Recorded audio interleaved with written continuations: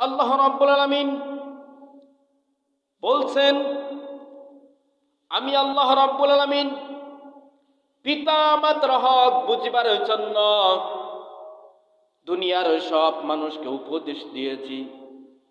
কেননা তোমার মা কষ্টর ওপর কষ্ট সহ্য করে তোমার মা পেটে পেটে বহন করেছে। মা কত কষ্ট করেছে। আমরা যখন মায়ের পেটে যখন ছিলাম,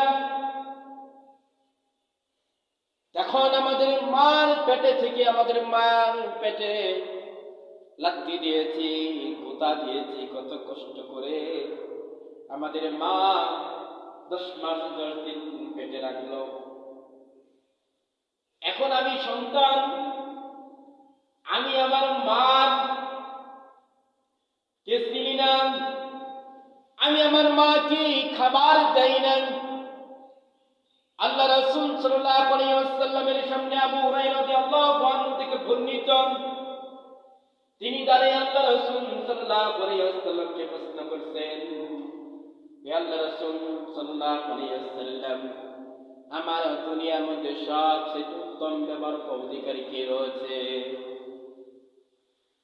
আল্লাহ রাসূল সাল্লাল্লাহু আলাইহি ওয়াসাল্লাম বলছেন, সুম্মা ক্বালা মান ক্বালা উম্মুক, তোমার মা। ওই লোকটি আবার দ্বিতীয়বার জিজ্ঞাসা করেছে, আল্লাহ রাসূল তারপরে কে? আল্লাহ রাসূল সাল্লাল্লাহু আলাইহি ওয়াসাল্লাম দ্বিতীয়বার বলছেন, সুম্মা ক্বালা মান ক্বালা উম্মুক, তোমার মা।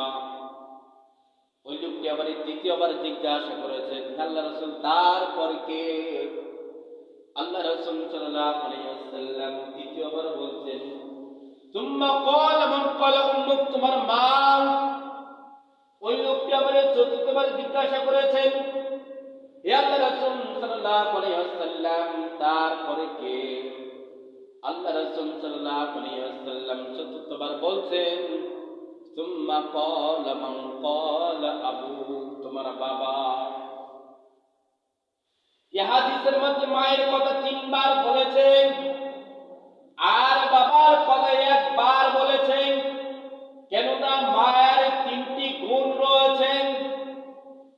সম্মানিত উপস্থিতি, আল্লাহ রাসূল সাল্লাল্লাহু আলাইহি ওয়াসাল্লাম কেমন করে তার মাকে সম্মান করেছে। হে মুসলিম জাতি, আপনারা সবাই লক্ষ্য করুন, আল্লাহ রাসূল সাল্লাল্লাহু আলাইহি ওয়াসাল্লাম মসজিদে বসা, এমন সময় একজন বৃদ্ধা মহিলা মসজিদে